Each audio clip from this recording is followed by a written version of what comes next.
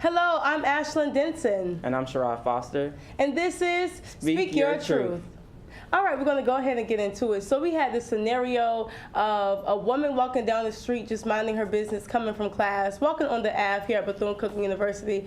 And then there's this car with a guy in it, flashy guy, has all this money, all this stuff. And he's trying to holler at her. He's trying to catcall her. However, the girl refuses to, give her number, to him. And she repeatedly refuses to give him her number. And then all of a sudden, he threatens to shoot her if she doesn't give him his number because, that's just his pride. Of course, that's a very, very over-exaggerated thing of what actually happens on a day-to-day basis. But we're just going to open up a topic on fragile masculinity and male ego and hyper-masculinity and toxic masculinity and how that can affect women. So let's go ahead and get started. What do you think about that scenario, Lavencia, of that dangerous situation of catcalling? Well, I'll say that it can become very real, and that's one of the possibilities that runs through a woman's head when a weird person catcalls you, and because you recognize that things can go left, so sometimes you feel like you have to give in to the man's demands. Right. Conju, what's your thoughts? I just feel like as a man, you should feel like less than a man if you have to threaten a woman after she turns you down. So, yeah, that's my thoughts. I agree with Lavencia. It's a extremely terrifying situation. A lot of times it does end up happening that way. I've had a couple of friends who were threatened for not giving their number right here on Bethune-Cookman's campus. So, it's really hard. It's really scary. A lot of times I have to just give the number just so that just so I won't be threatened, or just so nothing happens to me, or just so nothing rude is said to me. So sometimes I just give the number and just block them after. That's just to avoid my strategy. conflict. And it sucks that I have to do that, but that's what you got to do to be safe, really.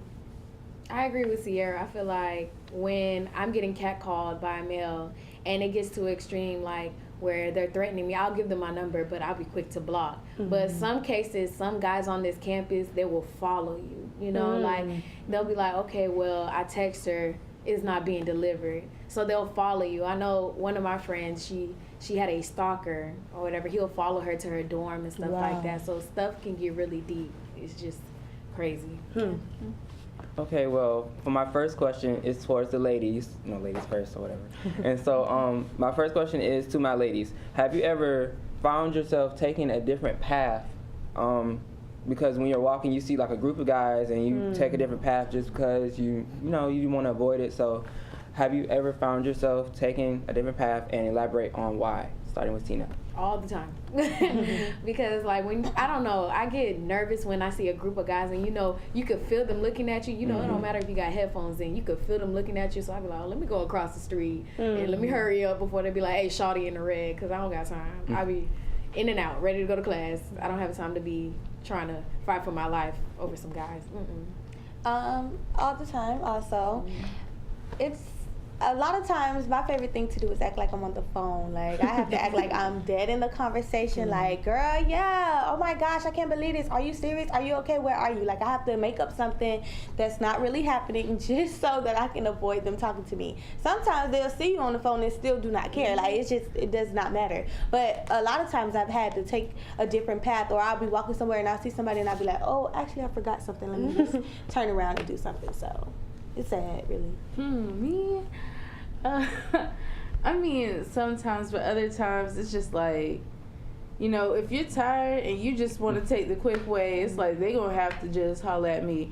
But sometimes I carry around protection just in case, because I feel like I shouldn't have to divert paths for a guy, especially if they're being weird or whatever. That's why I stay protected for those situations. Yeah, those situations, but...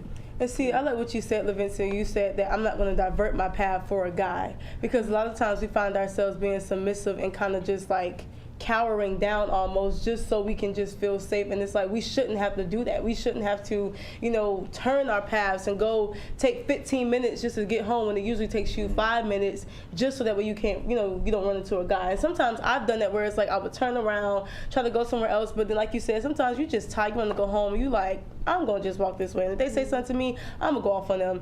And that's just what it is. But you're right. You should not have to cower down. And see, that speaks to like the misogynistic society that we live in, where it's just so, man, and they're just so powerful and so this, and we have to be submissive. We have to be like the second class citizens. I'm not saying all men are like this, but that is the society that we live in, where we end up giving up something. We have to go the 20 minutes to get home, just doing the most to try to stay safe, and that is not okay. So that's what this this whole talk show is about. It's about the hyper masculinity and the egos of men, and why we have to just cower down and have to go 5 blocks when it only takes us 1 block to get to a place, just to avoid catcalls, and the nature of catcalling and how it's basically street harassment. So but Sherrod, do you have any more questions? I know you got some. Yeah, because I gotta give my fella, Yeah, give him a chance to talk. Okay, so my question to Condre is, if it ever came down to it, would you ever pretend to be a boyfriend, in a sense, to stop her from being catcalled and harassed?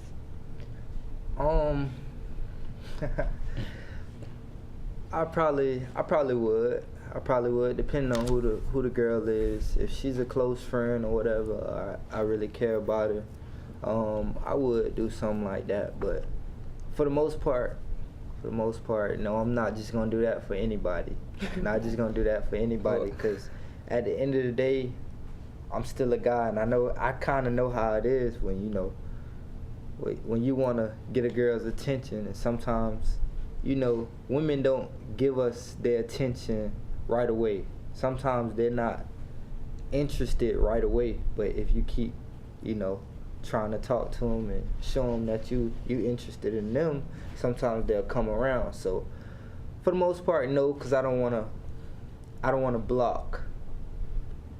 Okay. You get what I'm saying? Yeah, I get what you're saying, but okay, I get what you're saying, but how many times does a guy have to keep on trying to get this girl's attention until the point is, as like somebody else would consider, okay, you're harassing, like the girl doesn't want to talk to you, like leave her alone? I get what you're saying. In those cases, if she's like, oh, he's been harassing me and I've told him no hundreds of times, stuff like that, then I might do it. I might consider doing that.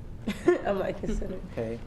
Okay, good. I just feel like that's just not the way to do it. Like, hey, little mama in the black. Like, it's just, I'm never going to talk to you if you're going to talk to me that way. I'm just never. I think there's other ways to try to get my attention. Hey, what's your name? Hey, something, like that, but not, hey, like shawty, girl. Some girls like it. What? Some girls like okay, when you well, do that. Obviously, if she said no when you said that, I don't think that she likes that.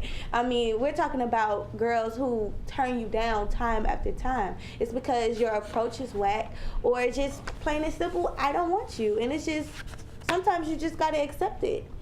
That's how I feel. Like, I understand where you're coming from, where you're saying, like, okay, some guys, they want to be persistent, like to show you that, okay, I actually want to care, but there's other ways of doing it, not harassing. Like, being persistent is different from being like harassed. Like, you consistently popping up at my dorm. How you know where I live? Like, or you know exactly where I be walking by Mary Grave and you pop, hey girl, like that's harassment. Like, why you got a map or something? You got a track on me? Like, that's harassment. Yeah. Whereas, I just see you in the cafe and be like, hey, you're beautiful, you look good today, and then you walk away. I'll be like, yeah, that mysterious. So, okay. So does that make y'all feel like more comfortable with somebody like trying to talk to you, like, cause it's inside a cafe and like a lot more people around, y'all not just by yourselves or walking down a path? Yeah, I feel like, in all honesty, I feel like I go based off people's demeanor, how they carry themselves. Like, if I feel like say if somebody walked, like, he at the basketball court or something like that, and he's like, oh, shoot him up, bang, bang. I'm be like, oh, no, don't talk to me. Like, no, like, I don't know. It's just how you carry yourself. Like, I feed off energy, and if you're being aggressive to me, I'm going to shut you down. That's but true. if you're coming to me calm, like, hey, my name is so-so, I want to get to know you, if that's okay. We could just be friends. I'll be like, okay, I'll take into consideration because you came up to me like a gentleman, not like no. He respected you. Yeah, he respected you. Can I elaborate on that? But most of the time, just as a man, you know, I peep stuff, and I noticed that most of the time, when men come up to girls while they're with their friends, girls don't like that. Girls don't appreciate that. Most of the time, they like to try to shoot you down and show out in front of their little friends and stuff. So that's why a lot of times guys don't approach y'all in front of y'all friends. That's why a lot of times they rather approach y'all and say stuff while y'all by yourself. That's true. Mm-hmm. Okay. They might feel more comfortable saying something to y'all in front of their friends before they say something to y'all in front of y'all friends. You get what I'm I've seen saying? that before though. I've heard that too. Yeah. I feel like it differs, but I've seen that situation that Condra mentioned where it's like the girl try to show other. I've heard, because I grew up with boys. I have 3 brothers, and they say, you know, like, you know, you trying to show out in front of your friends, and that's true. You do try to show out in front of your friends because, you know, your friends, they can sometimes be judgmental, like, oh, girl, he this, that, and the third, Yeah. he this, and they swayed you. You know what I'm saying? Like, oh, I don't like him, and really you like him, but you don't want to. You know, it's like your pride don't want you to be like, oh, like googly eyes in front of your friends because they're like, girl, you like this player or whatever, like. So that's why I feel like it differs, but Lavencia. Well, I'm gonna keep it real 100% all the time. Mm-hmm. And you know, I feel like, you know, if you let your friends do that, you might be superficial. But you know, it might be that pride thing at the same time. I don't know, for me it's just like, I mean, whatever. You may think he ugly, but he fine to me. Girl, bye. But you know, I think coming back to the question of do you feel comfortable if it's more in a public space? Of course, because if that thing goes left, there's people to see and people to help you. When you're by yourself, you lose power of the situation, and I think that's something that a man should understand because that's a defense mechanism for us. Being in public places, or the fact that we have more than one person with us when we go walking somewhere, that's like us, it's like creating a bond, kind of like hydrogen bonds. It's stronger. And like, you know, Come on, science. but like, when you're by yourself, the man can easily overpower you in a situation. But if it's like me and my homegirls, we can jump him. You know, that's no problem. Okay, so we're going to get ready to wrap it up. I do thank all of you for being here. I'm going to go ahead and just say these 5 facts that prove catcalling is a problem for men who don't think so. And you could just give, you know, really briefly, just give your little outlook or your opinion on these 5 facts that we have, and then we're going to wrap it up, I promise. Over 99% of American women say they've been a victim of street harassment. A majority of women globally say they have first experienced street harassment before the age of 17.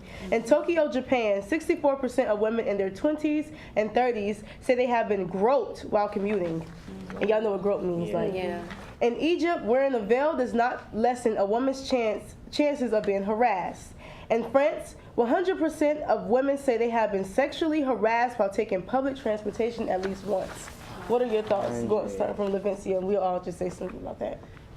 I think that's a cold world we live in, and I think that shows males' entitlement to a woman's body. Yeah. Because it's like, just because we're trying to mind our business or we're by ourselves doesn't mean, or if I'm sitting next to you, doesn't mean you can exploit my body. Exactly. Thank you. Kadri? I agree with what she says. It's a cold world. This is how the world is, but it's unfortunate, and I feel like men gotta first realize that, you know, you can't do these things without permission. And I think once we start to realize that as men, the world will be a much better place. I feel that men just need to know their place and not just keep their hands to themselves, as we were taught when we were kids. Because you never know what like somebody has been through. Somebody could have been raped or something, and then now you just triggered them. Afterwards, they could just probably go want to kill themselves or something like that. So everybody just need to keep their hands to themselves and just check up on everything like that and stuff. I like stuff like this because as a debater, you get the facts. So I feel like we always talk about the problems, but we never really have our facts on the problems. So to have these statistics and the research, it basically kind of solidifies the claim that men are entitled and they can be, really just entitled to just women's bodies and feel like they can just walk all over you and touch you and stuff like that. So I feel like this kind of further proves like the point that women have been trying to make for centuries now. So I'll say that growing up, we've had in my household, I've had to have the conversation with my mom where if it was grown men around, we would be somewhere where grown men were, make sure you wear this, or, if grown men were in the house. I grew up with brothers, so I had to, put on long pants and things like that while I was in the house. But my thing is, a conversation that's not happening, that I feel is not happening enough in the household with men is keep your hands to yourself, regardless of the situation, regardless of what she has on, regardless of what she's doing. Regardless, keep your hands to yourself. And that's the conversation that's not being talked about enough in those households. So when they grow up, they don't know. It's not that they should know, because if you're not taught, then you don't know. So my thing is, they're not learning because nobody is speaking up about it, and that's a problem. Amen. This is very interesting. Those facts are, I believe that they are 100% true, because I see it on the daily, where people are just touching people for no reason. But see, that goes back, I'm sorry, I'm going to let you talk, Tina, but that goes back to rape culture. And they talk about the thing, we got to wrap it up. Rape culture. Go ahead, Tina. Well, I believe that everything y'all said, I agree with. I believe that all of the facts that's been stated is 100% true, especially the last one, because BCT, I'm from Broward County, so like when we be on the bus, it be packed, and like that's when guys want to try to rub on you and stuff like that, and then they'll be like, "Oop, my bad," but they actually meant it. So this really goes back to rape culture, and everybody should just keep 10 and 2, stay in your lane, and keep your hands to yourself. And that is it for us. I'm Ashlyn again. I'm Sherrod Foster. And this is Speak Your Truth.